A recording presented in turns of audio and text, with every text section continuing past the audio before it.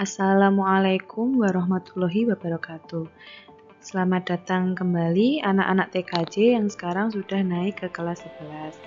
Semoga kalian dalam keadaan sehat dan selalu berbahagia. Di video pembelajaran kali ini, Bu Ella akan sedikit menjelaskan tentang topologi jaringan. Bu Ella harap sedikit penjelasan yang Bu Ella sampaikan bisa sedikit membantu kalian dalam memahami topologi jaringan.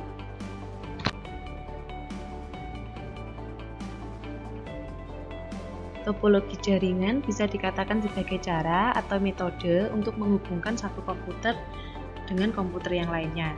Entah menghubungkannya itu menggunakan kabel atau tanpa kabel.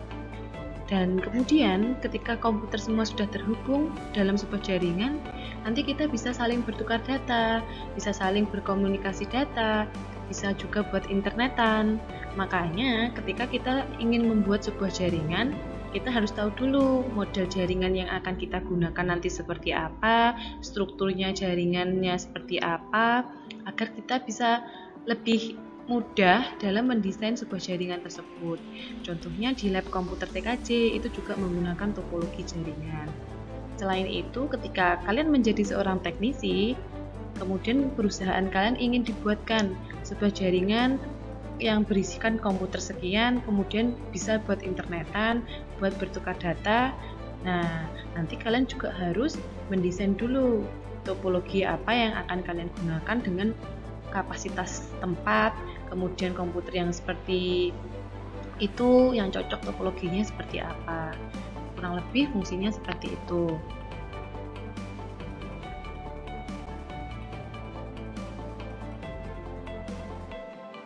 Lalu penggunaan topologi jaringan itu juga berdasarkan kecepatan akses data.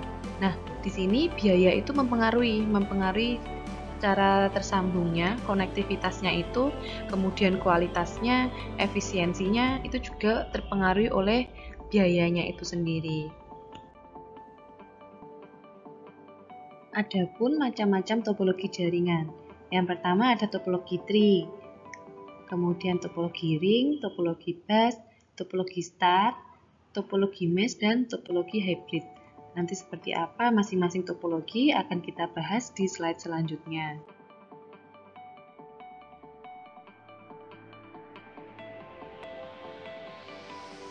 Yang pertama topologi ring. Topologi ring ini bisa disebut juga sebagai topologi cincin. Kenapa? Karena satu nodenya itu terhubung ke dua node lainnya, sehingga membentuk lingkaran seperti cincin. Topologi ring ini dia lebih efisien daripada topologi star karena dia biaya instalasinya itu murah, kemudian mudah diterapkan. Kemudian kalau ada komputer baru, kita ingin menambahkan di sebuah jaringan topologi ring itu, nanti instalasinya itu cukup mudah. Nah, tapi salah satu kekurangannya itu ketika ada troubleshooting, misalnya kayak ada masalah di topologinya itu, untuk menyelesaikannya itu bisa dibilang cukup rumit.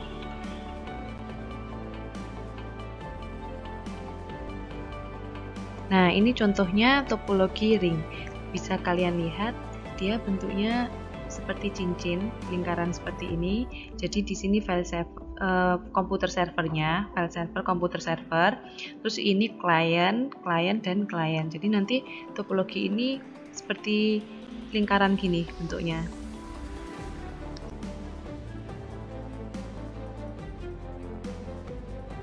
Kemudian topologi bus. Nah, topologi bus ini sendiri bisa dikatakan mirip dengan kendaraan umum atau bis itu.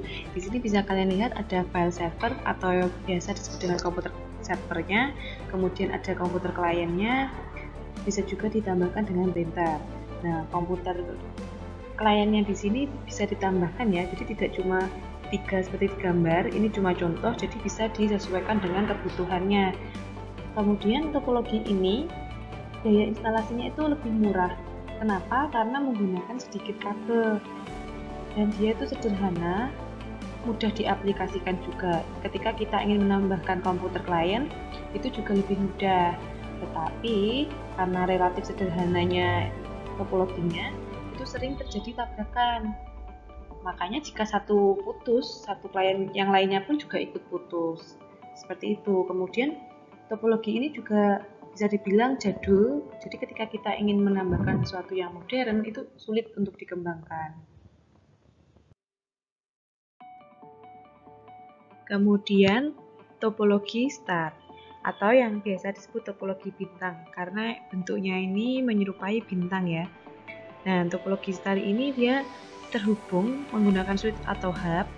Jadi di sini switch atau hubnya, terus kemudian dia menghubungkan satu klien dengan klien yang lainnya. Topologi star ini bisa dikatakan fleksibel juga, terus keamanannya itu cukup baik, tapi juga membutuhkan banyak kabel. Karena dari satu hub nanti ke satu klien, satu hub ke satu klien.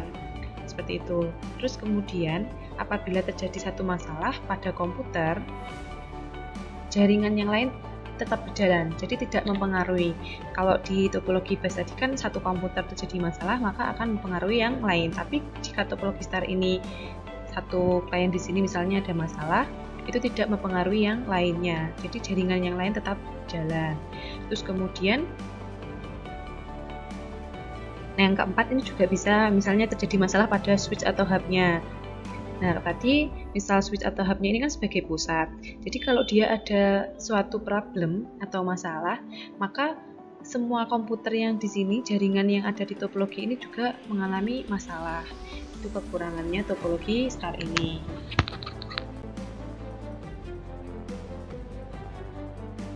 Kemudian ada topologi mesh. Nah, topologi mesh ini topologi yang bisa digunakan untuk rute yang banyak. Jadi pada topologi mesh ini menggunakan kabel tunggal, tetapi pengiriman datanya itu lebih cepat tanpa menggunakan hub atau switch. Adapun kelebihannya, topologi mesh ini keamanannya sangat baik. Terus kemudian perangkat dapat berkomunikasi dengan perangkat yang dituju itu secara langsung. Instalasinya tapi sangat rumit ya. Kemudian biayanya juga sangat mahal karena kabel yang dibutuhkan juga banyak. Kemudian karena tadi rutenya banyak, pengiriman datanya juga pasti sangat banyak. Nah, biasanya sering terjadi collision atau tabrakan data.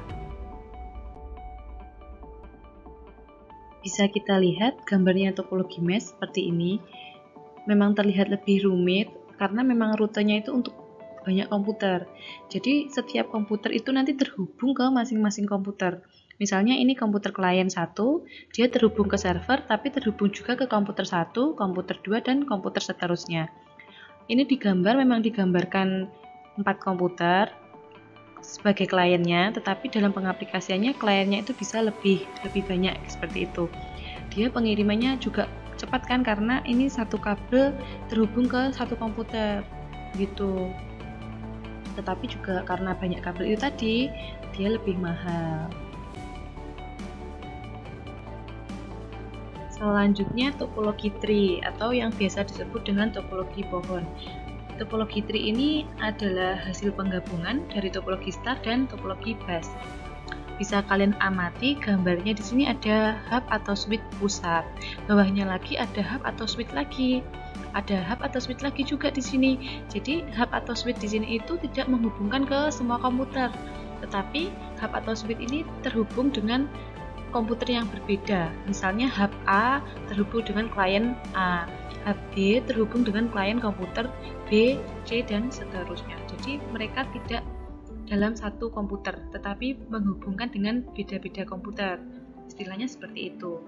Kemudian dia itu bisa dikembangkan menjadi jaringan yang lebih luas lagi. Terus karena dia tersusun secara hierarki, dia mudah dalam pengaturan datanya. Tetapi kekurangannya dia menjadi lebih lambat, juga menggunakan banyak kabel. Setelahnya kabel terbawah itu menjadi kabel pusat teknologinya dari topologi ini. Jadi bila bagian atas ada masalah, bagian bawah juga terkena masalah.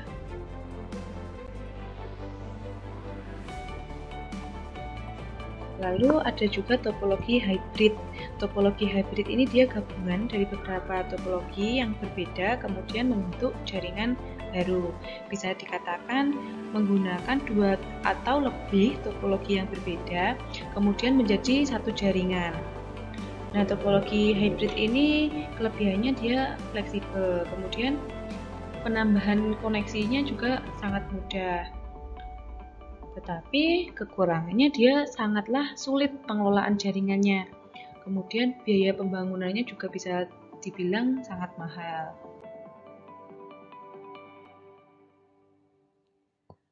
Baik, bisa kita amati di gambar, ini topologi hybrid terdiri dari beberapa gabungan topologi yang lain yang berbeda.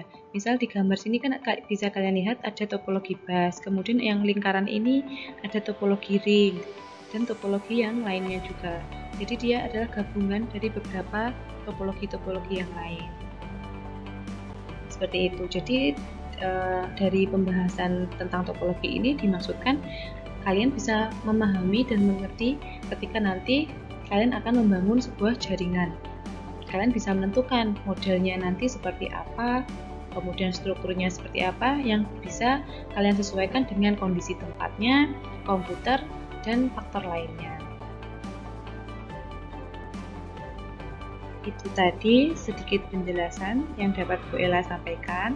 Apabila dari penjelasan tadi kalian belum paham atau masih bingung, kalian bisa menghubungi Bu Ella langsung di nomor yang tertera di sini. Lewat email juga boleh. Dan apabila ada kesalahan atau kekurangan dalam Bu Ella menyampaikan, kalian maafkan ya. Terima kasih. See you later. Wassalamualaikum warahmatullahi wabarakatuh.